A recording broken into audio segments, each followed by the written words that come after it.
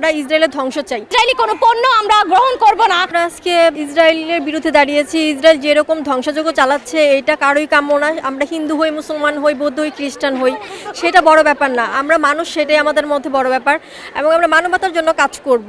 তারা যেভাবে হত্যাযজ্ঞ চালাচ্ছে, ছোট বাচ্চা থেকে শুরু করে দেশকে যেভাবে নিঃশেষ করে দিচ্ছে, এটা আমাদের কারোই কাম্য না। আমরা ইসরায়েলের ধ্বংস চাই। সাথে ডোনাল্ড ট্রাম্পের এবং যারা ওদেরকে উৎসাহ দিচ্ছে এবং সাহায্য করছে তাদের বিরুদ্ধে আমরা দাঁড়াতে চাই। দীর্ঘদিন ধরে গাজাবাসীর ওপর কি নির্মম অত্যাচার এবং তাদের খুন, তাদেরকে কিভাবে মারছে গুলি করে এবং তাদেরকে কূপের মধ্যে গুলি করে মেরে তাদের জ্যান্ত মাটি চাপা দিচ্ছে এবং তাদেরকে কিভাবে মারছে।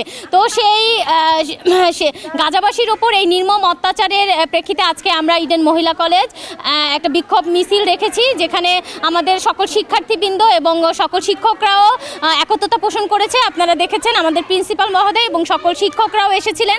তারা গাজাবাসীর ওপর যে নির্মম অত্যাচার, যে নির্মম খুন হচ্ছে তার উপর তারা প্রতিবাদ জানিয়েছে। এবং আমরা বলতে চাই যে প্রত্যেকটা মুসলিম দেশে এবং প্রত্যেকটা মুসলমানদেরই উচিত যে এই গাজাবাসীর ওপর আমাদের প্রাণের আমাদের যে গাজা আমাদের জন্য কি, মুসলমানদের জন্য কি, আপনারা জানেন যে এই গাজাবাসীর ওপর যে নির্মম ভাবে তারা মারছে, এই প্রতিবাদ আমরা জানাচ্ছি এবং প্রত্যেকটা মুসলিম বিশ্বেরই উচিত এটা নিয়ে প্রতিবাদ করে। এবং আমরা বলতে চাই যে আমেরিকার যে সাম্রাজ্যবাদ, তারা এই আমেরিকা তারা কি করছে, এখনো পর্যন্ত তারা কোনো স্টেপ নিচ্ছে না। তারা যদি কোনো স্টেপ নিত তাহলে কিন্তু এই গাজাবাসীর উপরে এই নির্মম হত্যাকাণ্ড তারা চালাতে পারতো না এবং তারা থমকে যেত। কিন্তু আমরা বারবার দেখছি, বিভিন্ন নিউজ চ্যানেলেও দেখছি যে তারা উৎসাহ দিচ্ছে যে গাজাবাসীকে মেরে ফেলা হোক, এটা সেটা নিয়ে। আমরা গত পরশুদিন নাকি দেখলাম যে একটা মন্ত্রী সে বলছে যে গাজাবাসীকে আরও মারা হোক।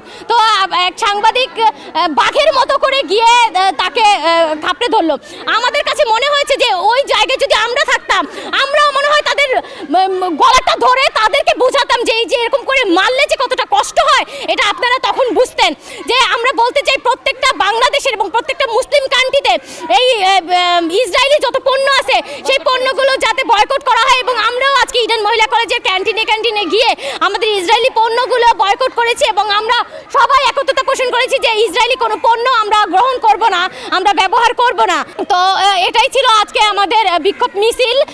আমরা আহ্বান জানাবো যে প্রত্যেককে যে এটা নিয়ে যাতে প্রতিবাদ মিছিল গড়ে তোলে, প্রত্যেকটা স্কুল কলেজ প্রত্যেক জায়গায় যাতে এই প্রতিবাদ মিছিলগুলো গড়ে তোলে।